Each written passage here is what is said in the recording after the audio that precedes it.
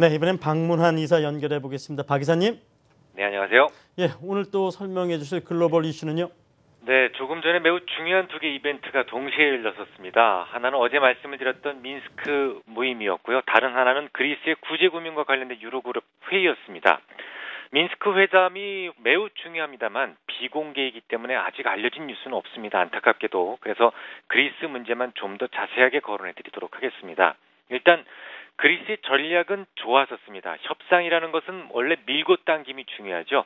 협상 당사자 둘 다 까칠하거나 혹은 둘 다 저자세로 일관한다면 별로 좋은 결과를 기대하기 어려울 겁니다. 가장 중요한 결정권을 가지고 있는 치프러스는 절대로 양보할 수 없다라는 노선을 그대로 유지하고 대신 실무자들과 직접 부딪히는 바루파키스 재무장관이 좀 더 낮은 자세로 협상 대상자들의 마음을 주워 담을 수 있다면 최적의 조합이겠죠.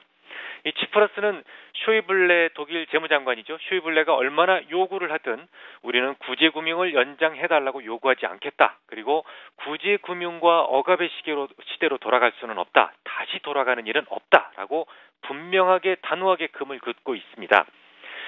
이건 그리스는 양보할 수 없으니까 사태 해결을 바란다면 너희들이 양보해라 이런 강한 메시지를 담고 있는 것이죠. 하지만 바루파키스 장관마저 그러면 안 되겠죠. 그는 매우 높은 수준의 아부를 뿌리기 시작을 했는데요. 먼저 메르켈 총리에게는 유럽에서 비교할 대상이 없을 정도로 압도적인 명민함을 갖춘 정치인이라고 추켜 세웠습니다. 그리고 쇼이블레 독일 재무장관에게는 지적 재산권을 가진 유럽의 유일한 정치인이며 유럽 통합에 헌신한 뼛속 깊은 연방주의자다라고 추켜 세웠죠. 솔직히 연방주의자는 아니죠.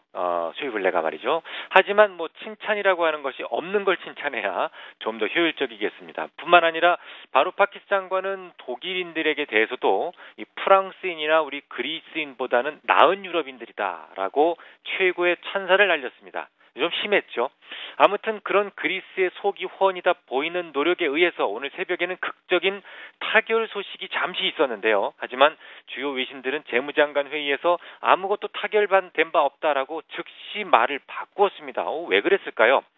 이미 여러 차례 말씀을 드렸듯이 지금 유로존 대부분의 나라들은 그리스의 제안에 찬성한 상태입니다. 유일하게 독일만 반대를 하고 있었죠. 보도 내용을 보면 유로존 재무장관들이 6시간의 마라톤 회의를 마치고 공동 성명을 내놓으려 했었답니다. 그런데 성명이 발표되기 직전에 보르프강 쇼이블레 독일 재무장관이 자리를 박차고 나갔다는 것이죠. 이 뉴스가 사실이라면 딱 독일만 반대를 하고 있었고 독일의 반대에도 불구하고 통과시키려다가 화가 치민 쇼이블레가 회담장을 나갔다 대충 이런 그림이 그려집니다.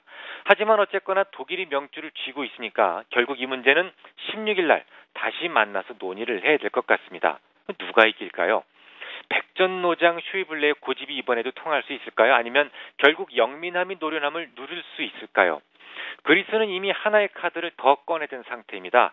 지난 1월 28일 이 방송을 통해서 말씀을 드렸었던 플랜 B인데요. 치프러스는 만약 쇼이블레로 인해서 자신들의 생각이 관철되지 않을 경우에 러시아나 중국으로 손을 벌리겠다라고 선언을 했습니다. 이건 마치 내 사랑을 받아주지 않으면 다른 사람을 찾겠다 이런 내용하고 비슷합니다. 비록 내가 버린 여인이라도 그 여인이 다른 남자를 만나는 것은 처음엔 좀 속상하거든요. 고도의 심리전입니다. 문제는 쇼이블레가 최종 결정권자는 아니라는 것인데요. 지금 최종 결정권자인 메르켈 독일 총리는 민스크에서 러시아의 푸틴 대통령과談판을 벌이고 있죠. 우리 시간으로 오늘 새벽 3시에 시작했으니까 이제 사실 결말이 나올 때도 된 것 같은데요.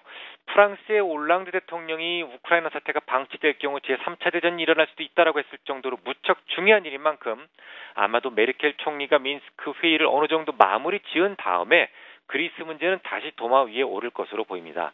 그렇다면 설 연휴 동안 들고 가야 될지 아니면 팔아야 될지 결정이 좀 어려우시죠. 저는 기본적으로 그리스 문제가 어떤 방법으로든 해결될 가능성이 80% 정도로 보고 있습니다. 이유를 설명을 드리죠. 이미 영민한 그리스의 치프러스는 주변 세력들을 모두 자신의 지지자로 만드는 데 성공을 했습니다. 그러니까 그리스는 적어도 부도를 피하기 위해서 무척 노력을 했다라는 것을 세상 사람들이 다 인정하게 만들었습니다. 이 상태에서 만약에 부도가 난다면 어떻게 될까요? 그 화살이 어디로 날아갈까요? 물론 경제 규모가 작아서 시스템 리스크에 빠질 가능성은 거의 없지만 어떤 작은 불리한 상황이라도 만들어진다면 독일이 그 비난을 혼자서 감수해야만 합니다. 정치인으로서 이런 상황이 별로 남는 장사는 아니라는 것이죠. 만약에 제가 메르켈이라면 이미 사면 초과에 빠진 자신의 상황을 인정할 것 같습니다. 예, 잘 들었습니다. 박 기사님, 이번 주 또 이 시청자분들과 투자자분들과 만남이 있다면서요? 네, 토요일 2시 전라도 광주 김대중 컨벤션 센터에서 뵙겠습니다. 네, 알겠습니다.